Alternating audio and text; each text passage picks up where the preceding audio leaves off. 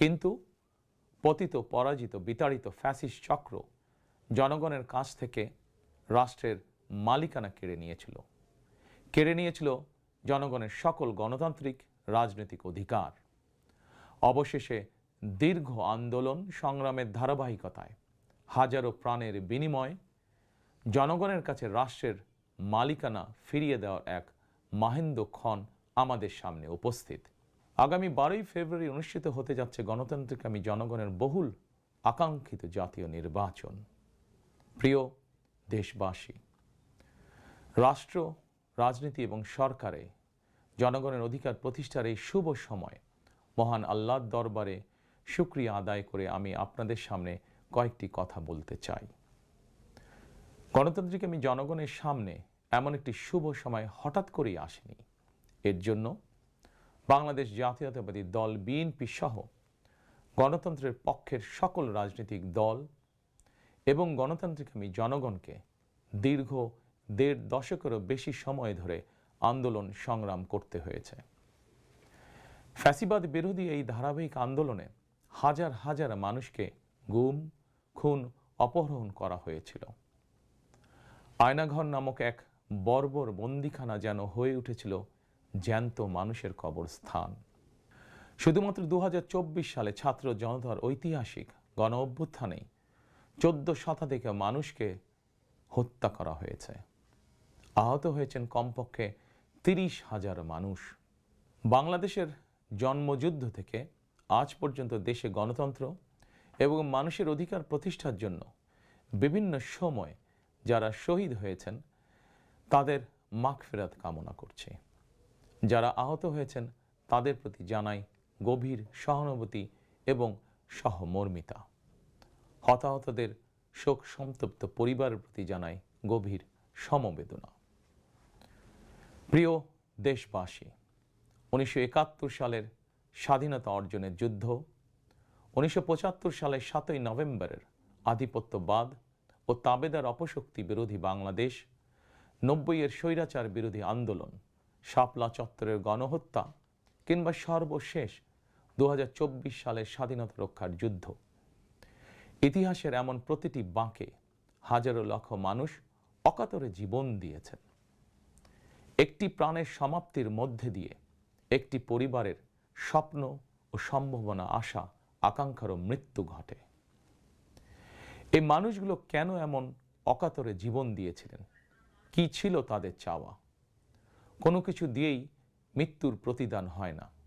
তাহলে কি এত প্রাণের বিসর্জন বৃথা হয়ে যাবে? না, অবশ্যই বৃথা যেতে দিতে পারি না। আমরা যারা এখনো আল্লাহর রহমতে বেঁচে আছি, আমাদের উচিত সকল শহীদদের আকাঙ্ক্ষিত বাংলাদেশ প্রতিষ্ঠা করা। একটি ন্যায়ভিত্তিক, মানবিক, নিরাপদ, গণতান্ত্রিক বাংলাদেশ প্রতিষ্ঠার মাধ্যমে আমরা দেশ এবং জনগণের জন্য উৎসর্গকৃত সকল প্রাণের প্রতিদান দেবার চেষ্টা করতে পারি। প্রিয় দেশবাসী, বাংলাদেশ প্রায় 20 কোটি মানুষের জনবহুল দেশ। দেশের মোট জনশক্তির অর্ধেকের বেশি নারী। জনসংখ্যার 4 কোটির বেশি তারুণ্য, 5 কোটির বেশি শিশু, 40 লাখের বেশি প্রতিবন্ধী মানুষ, কোটি কোটি শ্রমিক, কৃষক। এই সকল শ্রেণী পেশার মানুষের আকাঙ্ক্ষা বাস্তবায়ন করতে ব্যর্থ হলে শেষ পর্যন্ত খোদ রাষ্ট্রযন্ত্রই দুর্বল হয়ে পড়বে। নাগরিকদের দুর্বল রেখে রাষ্ট্র কখনোই শক্তিশালী হয়ে উঠতে পারে না। জনগণের রাজনৈতিক এবং অর্থনৈতিক ক্ষমতা নিশ্চিত করা না গেলে দেশে ডেমোক্রেসি, ডেভেলপমেন্ট কিংবা ডিসেন্ট্রালাইজেশন কোনো কিছুরই টেকসই হবে না। আমি মনে করি জনগণের রাজনৈতিক ক্ষমতায়নের পূর্ব শর্ত নাগরিকদের সরাসরি ভোটের অধিকার প্রয়োগের মাধ্যমে স্থানীয় পরিষদের মেম্বার থেকে শুরু করে জাতীয় সংসদ সদস্য পর্যন্ত প্রতিনিধি নির্বাচনের ক্ষমতা অর্জন। প্রতিটি নাগরিকের হারানো রাজনৈতিক ক্ষমতা পুনরুদ্ধারের জন্য আগামী 12ই ফেব্রুয়ারি নির্বাচন একটি বড় সুযোগ। প্রিয় দেশবাসী, এই উপলব্ধি এবং বাস্তবতাকে সামনে রেখে দেশের নাগরিকদের রাজনৈতিক এবং অর্থনৈতিক ক্ষমতা নিশ্চিত করার লক্ষ্যে ইতিমধ্যেই বিএনপির নির্বাচনী ইশতেহার ঘোষণা করা হয়েছে। প্রতিটি সেক্টর এবং প্রতিটি শ্রেণী পেশার মানুষকে লক্ষ্য করে একটি স্বনির্ভর বাংলাদেশ বিনির্মাণের জন্য আমরা আমাদের পরিকল্পনা সাজিয়েছি। বর্তমান প্রজন্মের সামাজিক, অর্থনৈতিক, রাজনৈতিক অধিকার পুনর্বহাল এবং ভবিষ্যৎ প্রজন্মের জন্য একটি নিরাপদ মানবিক বাংলাদেশ প্রতিষ্ঠার লক্ষ্য নিয়েই চূড়ান্ত করা হয়েছে বিএনপির সকল পরিকল্পনা। বিশেষ করে দেশের সকল তরুণ তরুণী, বেকার জনগোষ্ঠী এবং নারীদের জন্য দেশে বিদেশে কর্মসংস্থান এবং কর্ম পরিবেশ নিশ্চিত করাই এবার বিএনপির প্রথম এবং প্রধান অগ্রাধিকার। আমি ইশতেহারে উল্লেখিত কয়েকটি বিষয় খুব সংক্ষিপ্তভাবে আজ আবারও দেশবাসীর সামনে তুলে ধরতে চাই। প্রিয় দেশবাসী, বেকার সমস্যা নিরসনের লক্ষ্যে ব্যাংক, বিমা, পুঁজিবাজার সহ দেশের অর্থনৈতিক খাতের সার্বিক সংস্কার, অঞ্চল ভিত্তিক অর্থনীতিকে চাঙা করা এবং শিল্প ও বাণিজ্যে দেশি বিদেশি বিনিয়োগ বৃদ্ধির মাধ্যমে দেশে বিদেশে 1 কোটি কর্মসংস্থান তৈরির লক্ষ্যমাত্রা নির্ধারণ করা হয়েছে। এভাবে পর্যায়ক্রমিকভাবে 1 কোটি কর্মসংস্থান তৈরির লক্ষ্যমাত্রা অর্জনের জন্য কয়েকটি সেক্টরকে বিশেষভাবে চিহ্নিত করে নতুন কর্মসংস্থান তৈরির উপায় এবং কর্মকৌশল নির্ধারণ করা হয়েছে। এরই অংশ হিসাবে দেশব্যাপী কারিগরি এবং ব্যবহারিক শিক্ষা প্রদানের মাধ্যমে বেকার জনগোষ্ঠীকে দক্ষ জনশক্তিতে রূপান্তরিত করা হবে। কলেজ, মাদ্রাসা, বিশ্ববিদ্যালয় বিনামূল্যে স্কিলস ডেভেলপমেন্ট, ফ্রিল্যান্সিং এবং আউটসোর্সিং প্রশিক্ষণ প্রদান করা হবে, যাতে করে বেকার যুবক কিংবা তরুণ তরুণীরা দেশে বিদেশে উচ্চ বেতনের চাকরির জন্য প্রস্তুত হয়ে সরাসরি কর্মক্ষেত্রে কর্মসংস্থানে যুক্ত হতে পারেন। প্রতিটি অঞ্চল ভিত্তিক স্থানীয়ভাবে বিখ্যাত এবং ঐতিহ্যবাহী পণ্যের উৎপাদন এবং বাজারজাতকরণের জন্য বিশেষ উদ্যোগ নেওয়ার প্রস্তুতি রয়েছে। স্থানীয় কুটির শিল্প ও এসএমই খাত বিকশিত করার জন্য সহজ এবং স্বল্প সুদে ঋণ সুবিধা দেওয়ার পরিকল্পনা আমাদের রয়েছে। বৈশ্বিক ই-কমার্স প্ল্যাটফর্মের পণ্য রফতানির লক্ষ্যে বেসরকারি শিল্প সম্প্রসারণ ও কর্মসংস্থান সৃষ্টির সহায়ক উদ্যোগ নেওয়ার পরিকল্পনা নেওয়া হয়েছে। সাইবার নিরাপত্তা, outsourcing, data processing, artificial intelligence, semiconductor সহ আইটি সেক্টরে নতুন শিল্প গড়ে তোলার পরিকল্পনা নেওয়া হয়েছে। এইসব সেক্টরে প্রতি বছর সরাসরি 2 লক্ষ এবং ফ্রিল্যান্সিং, ক্রিয়েটিভ ইন্ডাস্ট্রি ও কন্টেন্ট ক্রিয়েশনের মাধ্যমে পরোক্ষভাবে আরও 8 লক্ষ কর্মসংস্থান তৈরির লক্ষ্যমাত্রা নির্ধারণ করা হয়েছে। প্রিয় দেশবাসী, বিভিন্ন পরিসংখ্যান অনুযায়ী বর্তমানে দেশে বেকারের সংখ্যা 27 লাখের বেশি। এর মধ্যে প্রায় 9 লক্ষ রয়েছেন স্নাতক ডিগ্রিধারী উচ্চশিক্ষিত বেকার। এদের মধ্যে প্রায় 22% তরুণ তরুণী কোনো প্রকার শিক্ষা, চাকরি ও প্রশিক্ষণে সম্পৃক্ত নয়। এই বিপুল সংখ্যক বেকারের অধিকাংশই 15 থেকে 29 বছর বয়সী। 12 ফেব্রুয়ারি নির্বাচনে জনগণের রায় বিএনপি সরকার গঠন করতে সক্ষম হলে বিএনপি শিক্ষিত তরুণ তরুণীদের জন্য 6 মাস থেকে সর্বোচ্চ 1 বছর কিংবা কর্মসংস্থান না হওয়া পর্যন্ত বিশেষ আর্থিক ভাতা প্রদান করার সিদ্ধান্ত নিয়েছে। আমরা মনে করি এই বেকার ভাতা হয়তো একজন শিক্ষিত বেকারকে সে উদ্যোগে কর্মসংস্থান সৃষ্টির ক্ষেত্রে সক্ষমতা অর্জনেও সহায়ক ভূমিকা রাখবে। প্রিয় দেশবাসী, দেশের অর্ধেক জনশক্তির বেশি নারী শক্তিকে রাষ্ট্র, রাজনীতি, অর্থনীতির মূলধারার বাইরে রেখে দেশের অগ্রগতি সম্ভব নয়। দেশে প্রায় 4 কোটি পরিবার রয়েছে। যদি আপনারা বিএনপিকে রাষ্ট্র পরিচালনার দায়িত্ব দেন, তাহলে আমরা এবার প্রথমবারের মতন দেশে প্রতিটি পরিবারের জন্য ফ্যামিলি কার্ড ইস্যু করার চূড়ান্ত সিদ্ধান্ত নিয়েছে। পরিবারগুলোর নারী প্রধানের নামে ফ্যামিলি কার্ড ইস্যু করা হবে। তবে প্রথম পর্যায়ে অর্থনৈতিকভাবে পিছিয়ে থাকা প্রান্তিক এবং নিম্ন আয়ের পরিবারকে সুরক্ষা দিতে ফ্যামিলি কার্ডে প্রতি মাসে ২৫০০ টাকা কিংবা সমমূল্যে নিত্য প্রয়োজনীয় খাদ্য সহায়তা দেওয়া হবে। ফ্যামিলি কার্ডের মাধ্যমে আর্থিক সহযোগিতার পরিমাণ, প্রয়োজন এবং বাস্তবতার নিরিখে পর্যায়ক্রমে বাড়ানো হবে। ফ্যামিলি কার্ডটিকে আমরা নারীর অর্থনৈতিক ক্ষমতায়নের প্রতীক হিসাবে মনে করি। প্রিয় ভাই ও বোনেরা, দেশনেত্রী মরহুমা বেগম খালেদা জিয়া নারী শিক্ষার উন্নয়নে দেশে স্নাতকোত্তর পর্যন্ত বিনা বেতনে শিক্ষার সুযোগ চালু করেছিলেন। আপনারা বিএনপিকে আবারও রাষ্ট্র পরিচালনার দায়িত্ব দিলে নারীদের বিনা বেতন শিক্ষা গ্রহণের সুবিধা অব্যাহত রাখার পাশাপাশি নীতি নির্ধারণে নারীর অংশগ্রহণ ও ভূমিকা বাড়ানো হবে। নারী উদ্যোক্তাদের আর্থিক ও দক্ষতা উন্নয়নে বিশেষ সহায়তা প্রদানের পাশাপাশি আনুষ্ঠানিক খাতে নারী কর্মসংস্থান বৃদ্ধি করার পরিকল্পনা আমাদের রয়েছে। উপজেলা পর্যায়ে বিশেষায়িত নারী কল্যাণ কেন্দ্র প্রতিষ্ঠা করার পরিকল্পনা আমাদের রয়েছে। স্বাচ্ছন্দ্যে চলাফেরা নিশ্চিত করতে শুধুমাত্র নারীদের জন্য বিশেষায়িত ইলেকট্রিক পরিবহন চালু করা হবে। কর্মপরিবেশ নিশ্চিত করতে কর্মস্থলে ডে কেয়ার ও ব্রেস্টফিডিং কর্নার স্থাপন করা হবে। এছাড়া বিশেষ করে রাজধানী ঢাকা সহ বিভাগীয় শহরগুলোতে কয়েকটি নির্দিষ্ট স্থানে হাইজিনিক বাথরুম নির্মাণের পরিকল্পনা আমাদের রয়েছে। আমাদের সমাজের নারীরা নানাভাবে হয়রানি এবং সহিংসতার শিকার হন।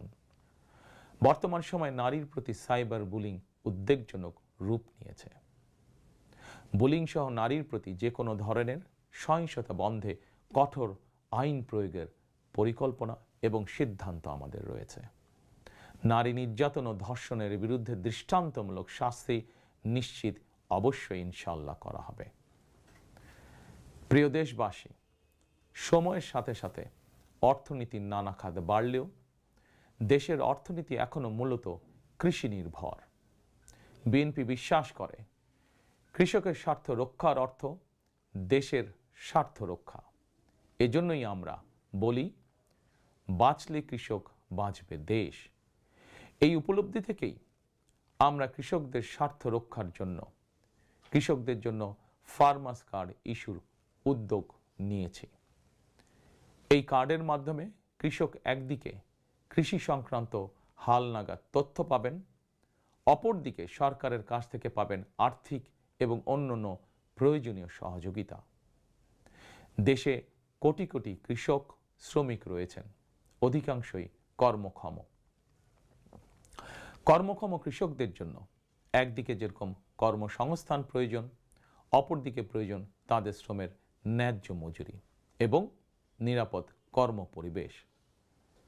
আমরা মনে করি কর্মক্ষম এই জনশক্তির শ্রমই হতে পারে বাংলাদেশকে পুনরায় স্বনির্ভর ও সমৃদ্ধ বাংলাদেশে রূপান্তরের চাবিকাঠি। এ কারণেই আমরা বলি, করব কাজ, গড়ব দেশ, সবার আগে বাংলাদেশ। তাই আমরা আমাদের কর্ম পরিকল্পনায় কৃষকদের স্বার্থ রক্ষায় সর্বাধিক গুরুত্ব দিয়েছি। প্রিয় দেশবাসী, আমাদের জনসংখ্যার একটি বিপুল অংশ স্কুল, কলেজ, মাদ্রাসা এবং বিশ্ববিদ্যালয় শিক্ষার্থী। জ্ঞান, বিজ্ঞান আর তথ্য প্রযুক্তির এই বিকাশমান বিশ্বে বাংলাদেশের কোটি কোটি শিক্ষার্থী, এইসব তরুণ তরুণীরাই বদলে দিবে আগামীর বাংলাদেশ। তবে একাডেমিক শিক্ষার স্তরের সর্বোচ্চ ধাপে পৌঁছার এই যাত্রা পথে লক্ষ লক্ষ শিক্ষার্থী কিন্তু বিভিন্ন পর্যায়ে ড্রপ আউট হয়ে যান। নানা বাস্তবতায় ড্রপ আউট হয়ে যাওয়া শিক্ষার্থীদের তালিকায় বিশ্বের যে কয়েকটি দেশ শীর্ষস্থানে রয়েছে, বাংলাদেশ তার অন্যতম। একজন শিক্ষার্থী শিক্ষা স্তরের যে কোনো পর্যায়ে ড্রপ আউট হওয়ার পর তাদেরকে যেন বেকার জীবন কাটাতে না হয়, সেজন্য হাই স্কুল পর্যায় থেকে আমরা শিক্ষা কারিকুলামে কারিগরি এবং ব্যবহারিক অর্থাৎ টেকনিক্যাল এবং ভোকেশনাল শিক্ষাকে আবশ্যকীয় করার প্রস্তুতি এবং পরিকল্পনা নিয়ে রেখেছি। একই সঙ্গে দেশের জনশক্তিকে জনসম্পদে রূপান্তর করতে বাংলা এবং ইংরেজির পাশাপাশি হাই স্কুল পর্যায় থেকে সিলেবাসে তৃতীয় আরেকটি ভাষা শিক্ষার ব্যবস্থা রাখার সিদ্ধান্ত এবং পরিকল্পনা আমরা গ্রহণ করেছি। আমরা মনে করি একজন ব্যক্তির একাধিক ভাষা জ্ঞান থাকলে বিশ্বের যে কোনো দেশেই কর্মসংস্থানের অভাব হবে না।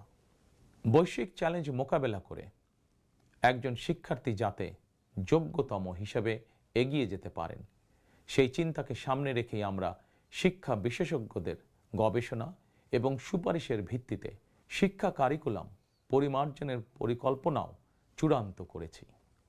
আমরা শিক্ষা কারিকুলাম এমনভাবে ঢেলে সাজানোর প্রস্তুতি নিয়েছি যাতে সকল শিক্ষার্থী শিক্ষা স্তরের প্রতিটি ধাপে একাডেমিক জ্ঞানের পাশাপাশি একটি বিশেষ কারিগরি ব্যবহারিক শিক্ষার দক্ষতাও অর্জন করতে সক্ষম হন। প্রিয় দেশবাসী, আমরা রিজিকে বিশ্বাস করি এবং সাধারণত আমরা রিজিক বলতে খাওয়া দাওয়া কিংবা অর্থ সম্পদকে বুঝি। তবে ধর্মীয় দৃষ্টিতে রিজিকের একাধিক স্তর রয়েছে। সবচেয়ে গুরুত্বপূর্ণ একটি স্তর হচ্ছে মানুষের শারীরিক ও মানসিক সুস্থতা। শারীরিক ও মানসিক সুস্থতার জন্য আমরা জনগণের স্বাস্থ্য সেবা নিশ্চিত করার কার্যকর উদ্যোগ এবং পরিকল্পনা গ্রহণ করেছি। জনগণের দৌড়গোড়ায় চিকিৎসা সেবা পৌঁছে দিতে prevention is better then cure অর্থাৎ প্রতিকারের চেয়ে প্রতিরোধী উত্তম, আমরা এই নীতিতে প্রবর্তন করতে চাই। এই লক্ষ্যে আমরা প্রাথমিক স্বাস্থ্য ও চিকিৎসা কোর্স সম্পন্ন করিয়ে সারা দেশে 1 লক্ষ হেলথ কেয়ার নিয়োগ দেওয়ার পরিকল্পনা গ্রহণ করেছি। নিয়োগ পাওয়া হেলথ কেয়ারদের শতকরা 80% হবেন নারী সদস্য। প্রতিটি ইউনিয়ন পর্যায়ে নিয়োগ পাওয়া হেলথ কেয়ারগণ মানুষের দৌড়গোড়ায় যাবেন এবং তাদেরকে প্রাথমিক চিকিৎসা ও পরামর্শ দেবেন। আমরা মনে করি কোনো রোগ প্রতিরোধের ব্যাপারে প্রাথমিক পর্যায়ে সঠিক পরামর্শ পেলে অনেক রোগী শুরুতেই নিরাময় করা সম্ভব হয়ে ওঠে। প্রিয় দেশবাসী, বিজ্ঞান ও তথ্য প্রযুক্তির বর্তমান বিশ্ব আরও এক ধাপ এগিয়ে এখন কৃত্রিম বুদ্ধিমত্তার যুগে প্রবেশ করেছে। চাইলেও কারো পক্ষে এর প্রভাব থেকে মুক্ত থাকা সম্ভব নয়। রাজনীতি, রাষ্ট্রনীতি, অর্থনীতি সবকিছুই এখন তথ্য প্রযুক্তিকে ঘিরেই আবর্তিত হচ্ছে। সুতরাং তথ্য প্রযুক্তির বিশ্ব শাসন করার মতন মেধা, যোগ্যতা, জ্ঞানে, বিজ্ঞানে আমাদের তরুণ সমাজ সমৃদ্ধ না হতে পারলে ভবিষ্যতের চ্যালেঞ্জ মোকাবেলা আমাদের পক্ষে অসম্ভব হয়ে পড়বে। এই চ্যালেঞ্জ মোকাবেলায় রাষ্ট্রীয় নীতি কী হবে, বিএনপি ইতিমধ্যেই সেই সব কার্যক্রম চূড়ান্ত করেছে। আইসিটিকে দেশের অন্যতম থ্রাস্ট সেক্টর হিসেবে চিহ্নিত করে ফ্রিল্যান্সিং এবং আউটসোর্সিং সহ তথ্য প্রযুক্তি খাতকে রাষ্ট্রীয়ভাবে সহযোগিতা করার নীতিমালা চূড়ান্ত করেছে বিএনপি। প্রিয় দেশবাসী, আপনারা জানেন সকল বাধা উপেক্ষা করে 2023 সালে ফ্যাসিবাদী শাসন আমলেই বিএনপি রাষ্ট্র মেরামতের 31 দফা উপস্থাপন করেছিল।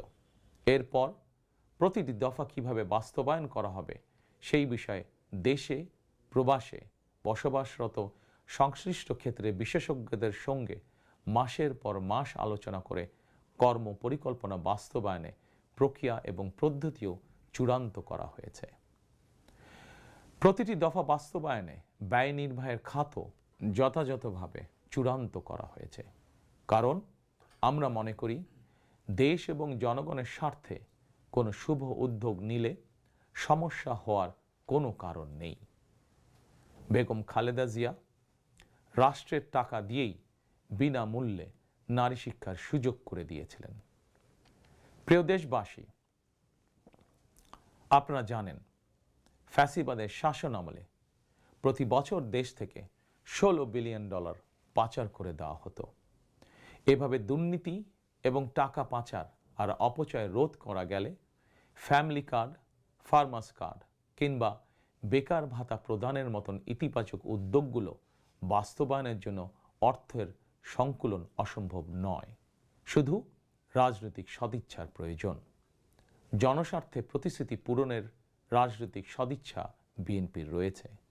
প্রিয় দেশবাসী, আমাদের সকল ওয়াদা বাস্তবায়নের জন্য আপনাদের দোয়া, সমর্থন, সহযোগিতা এবং ভোট চাই। প্রিয় দেশবাসী, জনগণ রাষ্ট্রের মালিক। জনগণ রাষ্ট্রের মালিক হলে রাষ্ট্রের সুযোগ সুবিধাও ভোগ করা জনগণের অধিকার। কিন্তু ফ্যাসিবাদ আমলে সকল সুযোগ সুবিধা সম্পদ জনগণের পরিবর্তে মাফিয়া সিন্ডিকেটের হাতে কুক্ষিগত ছিল।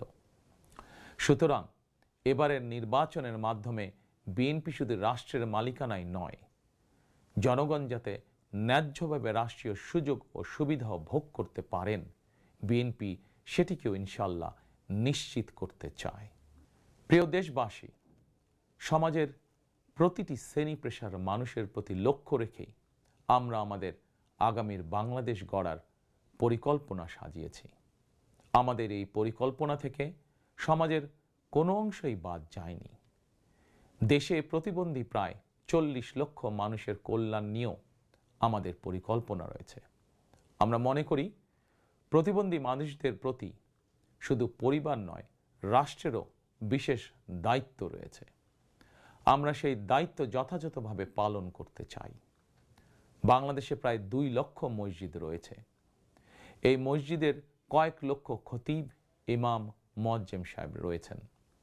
জন্ম থেকে মৃত্যু পর্যন্ত এই মানুষগুলোর সঙ্গে আমাদের রয়েছে ধর্মীয়, সামাজিক, আত্মিক এবং আধ্যাত্মিক সম্পর্ক। এদের অনেকেই আর্থিকভাবে পিছিয়ে রয়েছেন। জনগণের রায় বিএনপি রাষ্ট্র পরিচালনার সুযোগ পেলে দেশের ইমাম, খতিব, মুয়াজ্জিম এবং একইভাবে অন্য সকল ধর্মের ধর্মীয় গুরুদের জন্য রাষ্ট্রীয়ভাবে আর্থিক সহযোগিতা ইনশাল্লাহ আমরা নিশ্চিত করতে চাই। প্রিয় দেশবাসী, পতিত, পরাজিত ও বিতাড়িত ফ্যাসিবাদ অপশক্তি দেশের সকল সাংবিধানিক এবং বিধিবদ্ধ প্রতিষ্ঠানগুলোকে অকার্যকর করে দিয়েছিল। প্রশাসনকে চূড়ান্ত রকমের দলীয়করণ করে ফেলেছিল। প্রশাসন পরিচালনায় বিএনপির নীতি হবে প্রতিটি সাংবিধানিক প্রতিষ্ঠান চলবে সাংবিধানিক নিয়মে। শাসন প্রশাসনকে দলীয়করণ নয়। প্রশাসনে নিয়োগ কিংবা পদোন্নতি হবে মেধা এবং যোগ্যতার ভিত্তিতে। জনপ্রশাসন সঠিক ভিত্তির উপর প্রতিষ্ঠিত হতে না পারলে আমাদের কোনো উদ্যোগেরই সুফল মিলবে না। আমরা ইতিমধ্যেই জনগণের সামনে উপস্থাপিত আমাদের দলীয় ইশতেহারে বলেছি, জনগণের রায় বিএনপি রাষ্ট্র পরিচালনার দায়িত্ব পেলে সরকারি কর্মকর্তা এবং কর্মচারীদের জন্য যথাসময়ে জাতীয় পে স্কেল ঘোষণা এবং বাস্তবায়ন করা হবে। প্রিয় দেশবাসী, বিশ্বের বিভিন্ন দেশে প্রায় 1.5 কোটি প্রবাসী বাংলাদেশির বসবাস। প্রবাসীরা অনেকেই বাংলাদেশে তাদের প্রিয় পরিবার পরিজন ছেড়ে বিশ্বের বিভিন্ন দেশে বসবাস করেন। বৈদেশিক আয়ের ক্ষেত্রে বাংলাদেশে গার্মেন্টস সেক্টরের পরই প্রবাসী বাংলাদেশিদের অবদান। কিন্তু দেশে প্রবাসীদের সুযোগ সুবিধা, সম্মান এবং মূল্যায়নের ক্ষেত্রে তাদের অভিযোগ দীর্ঘদিনের। দেশে বিদেশে প্রবাসীদের সম্মান, সুযোগ সুবিধা, সুরক্ষা, অধিকার নিশ্চিত করার লক্ষ্যে এবার আমরা প্রবাসী কার্ড প্রবর্তনের পরিকল্পনা গ্রহণ করেছি। এই কার্ডের মাধ্যমে দেশে প্রবাসীদের অর্থনৈতিক বিনিয়োগ সুরক্ষা এবং বিমানবন্দরে তাদের হয়রানি বন্ধ সহ কয়েকটি সুবিধা বিদ্যমান থাকবে ইনশাআল্লাহ। দক্ষ বাংলাদেশি শ্রমিক বিশ্বের কোনো দেশে কাজের নিশ্চয়তা বা অফার পেলে বিদেশে কর্মস্থলে যোগদানের জন্য তাদেরকে যাতে দেশে তাদের জায়গা জমি বিক্রি করতে না হয়, এজন্য রাষ্ট্রীয়ভাবে তাদেরকে সহজ শর্তে ঋণ সুবিধা দেওয়ার পরিকল্পনা আমাদের রয়েছে। প্রিয় দেশবাসী, বাংলাদেশের 90% বেশি মানুষ মুসলমান। মহান আল্লাহর দরবারে আমাদের সকলের একটাই প্রার্থনা, রব্বানা আতিনা ফিদ দুনিয়া হাসানাতান ওয়া ফিল আখিরাতি হাসানাতান ওয়া কিনা আযাবান নার। হে আল্লাহ, আমাদেরকে দুনিয়াতে কল্যাণ দাও, আখিরাতে কল্যাণ দাও, দোজখের আগুন থেকে বাঁচাও। শহীদ প্রেসিডেন্ট জিয়াউর রহমান সংবিধানে সর্বশক্তিমান আল্লাহর উপরে পূর্ণ আস্থা ও বিশ্বাস, এই কথাটি সন্নিবেশিত করেছিলেন। কিন্তু তাবেদার সরকার সংবিধান থেকে এই কথাটি বাদ দিয়েছিল।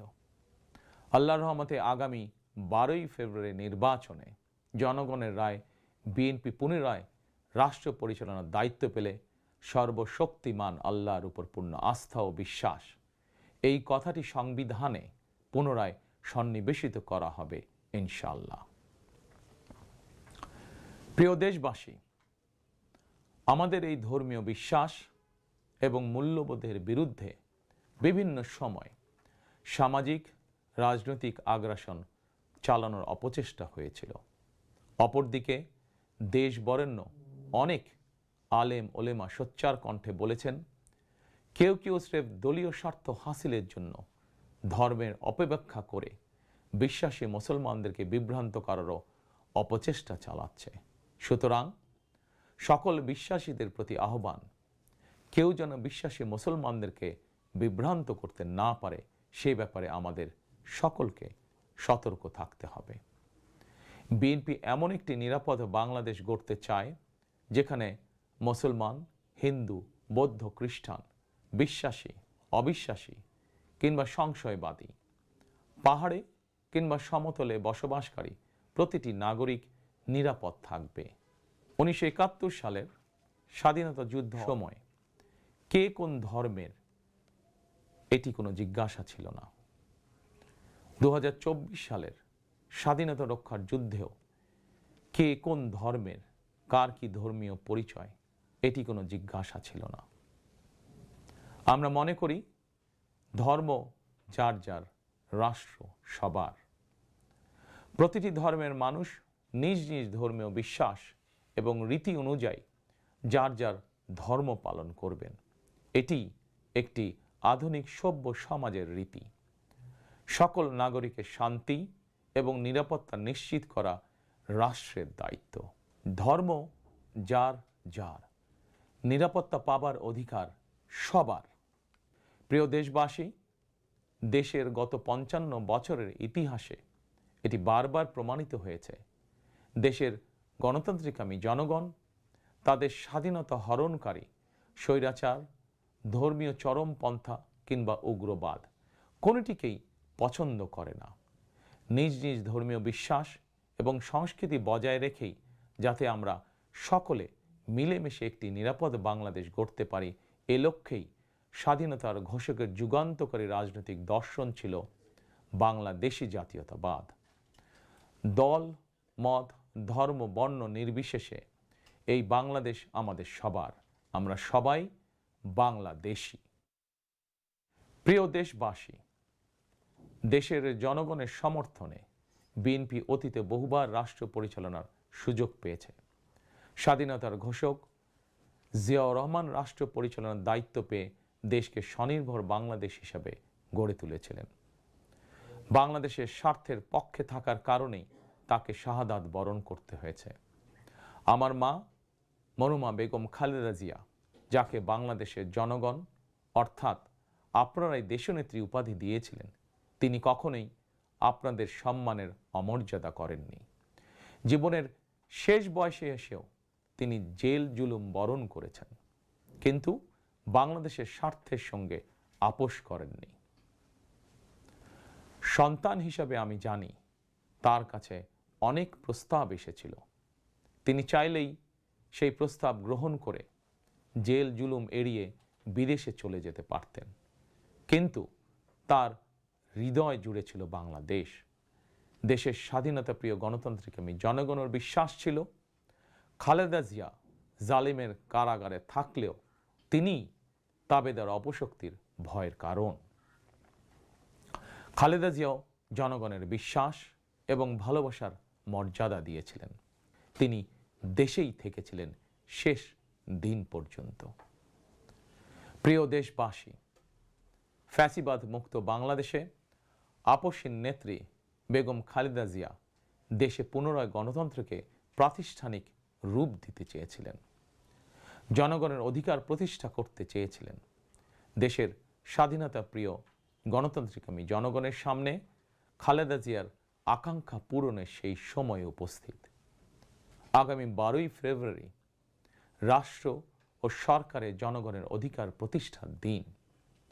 দেশনেত্রী খালেদা জিয়া জনগণের চূড়ান্ত বিজয় দেখে যেতে পারেননি।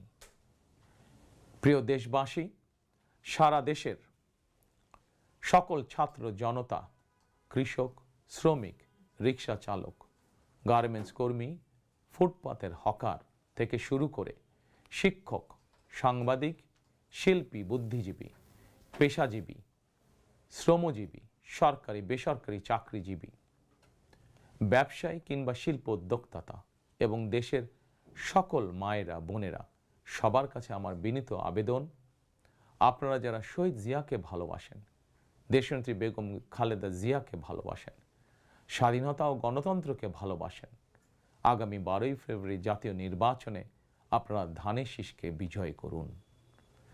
ধানের শীষের বিজয়ের অর্থ বাংলাদেশের বিজয়। ধানের শীষের বিজয়ের অর্থ স্বাধীন, সার্বভৌম, তাবেদার মুক্ত বাংলাদেশ। প্রিয় দেশবাসী, শহীদ জিয়া আর দেশনেত্রী বেগম খালেদা জিয়ার সাফল্য যাত্রা অব্যাহত রাখতে আমি আমার দলের নেতাকর্মীদেরকে সঙ্গে নিয়ে বিএনপির রাজনৈতিক, সামাজিক, অর্থনৈতিক কর্মসূচিগুলো বাস্তবায়নের জন্য দীর্ঘদিন থেকে হাতে কলমে প্রস্তুতি নিয়েছি। 2001 সালে যখন আপনাদের সমর্থনে বিএনপি রাষ্ট্র পরিচালনার দায়িত্ব পালন করেছিল, আমি তখন সরকারের অংশ হইনি। তবে বিএনপির একজন কর্মী হিসাবে সারা দেশে প্রতিটি জেলা, উপজেলা, গ্রাম, নগর, বন্দরে ঘুরেছি। আপনাদের স্থানীয় সমস্যাগুলো, সম্ভাবনাগুলো জানার, বোঝার চেষ্টা করেছি। পরিস্থিতির কারণে বিদেশে থাকতে বাধ্য হলেও হৃদয়, মন, সত্তা জুড়ে ছিল বাংলাদেশ, বাংলাদেশের জনগণ। আমি তাই বিদেশে অবস্থানকালীন সময়েও দেশের প্রতিটি এলাকায় আপনাদের সঙ্গে যোগাযোগ রাখার চেষ্টা করেছি। বিদেশ থেকে দেশে ফিরেও আমি আবারও এই স্বল্প সময় যতটুকু সম্ভব আপনাদের কাছে ছুটে গিয়েছি। আমি আপনাদের ভালোবাসা পেয়েছি, বিএনপির প্রতি আপনাদের আবেগ এবং ভালোবাসা উপলব্ধি করেছি। প্রিয় দেশবাসী, 12ই ফেব্রুয়ারি বিএনপির প্রতি আবারও আপনাদের ভালোবাসা প্রকাশের দিন। অতীতে আপনাদের সমর্থনে বিএনপি একাধিকবার রাষ্ট্র পরিচালনার দায়িত্ব পালন করেছে। দেশ পরিচালনা করতে গিয়ে সেই সময় কোনো কোনো ক্ষেত্রে হয়তো আমাদের অনিচ্ছাকৃত কিছু ভুল ত্রুটি হয়েছে। সেজন্য আমি দেশবাসীর কাছে আন্তরিকভাবে দুঃখ প্রকাশ করছি। অতীতের ভুল থেকে শিক্ষা নিয়ে অর্জনগুলোকে অবলম্বন করে বর্তমান এবং ভবিষ্যৎ প্রজন্মের জন্য একটি নিরাপদ বাংলাদেশ গঠনের জন্য আগামী 12ই ফেব্রুয়ারি জাতীয় নির্বাচনে আবারও আমি আপনাদের সমর্থন চাই।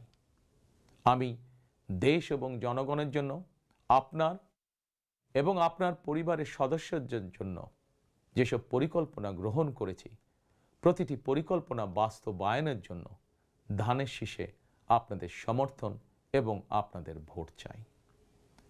প্রিয় দেশবাসী, প্রতিটি পরিকল্পনা বাস্তবায়নের জন্য কঠোরভাবে দুর্নীতি নিয়ন্ত্রণ, আইনের শাসন প্রতিষ্ঠা এবং জনগণের কাছে রাষ্ট্র এবং সরকারকে দায়বদ্ধ রাখার কোনোই বিকল্প নেই। রাষ্ট্র পরিচালনায় আপনাদের সমর্থন পেলে দেশের আগামী দিনের সরকার হবে জনগণের কাছে দায়বদ্ধ। দেশে দুর্নীতি নিয়ন্ত্রণে যতটা কঠোর হওয়া যায়, বিএনপি সরকার ইনশাল্লাহ ততটাই কঠোর হবে। দেশে পুনরায় আইনের শাসন প্রতিষ্ঠিত হবে ইনশাআল্লাহ। দেশবাসীর কাছে এটি আমার অঙ্গীকার, বিএনপির অঙ্গীকার। আপনাদের কাছে আমার অঙ্গীকারের কারণ আপনারাই বিএনপির সকল রাজনৈতিক ক্ষমতার উৎস। প্রিয় দেশবাসী, ফ্যাসিবাদ আমলে 2024 সালের 7ই জানুয়ারি তথাকথিত দামি নির্বাচনে আমি আপনাদের প্রতি আহ্বান জানিয়ে বলেছিলাম, 7ই জানুয়ারি সারাদিন পরিবারকে সময় দিন। বর্তমানে ফ্যাসিবাদ মুক্ত বাংলাদেশে অনুষ্ঠিত জাতীয় নির্বাচনে এবার দেশবাসীর প্রতি আমার আহ্বান, আপনাদের প্রতি আমার বিনীত আবেদন, 12ই ফেব্রুয়ারি সারাদিন ধানের শীষে ভোট দিন। তারুণ্যের প্রথম ভোট ধানের শীষের জন্য হোক। প্রিয় দেশবাসী, গণতন্ত্রকামী প্রিয় ভাই ও বোনেরা, 12ই ফেব্রুয়ারি আপনারা ধানের শীষের প্রার্থীদের দায়িত্ব নিন। 13 তারিখ থেকে আপনাদের নির্বাচিত এমপিরা আপনাদের দায়িত্ব নেবে। নির্বাচিত প্রতিনিধিরা আপনাদের দায়িত্ব ঠিক মতন পালন করতে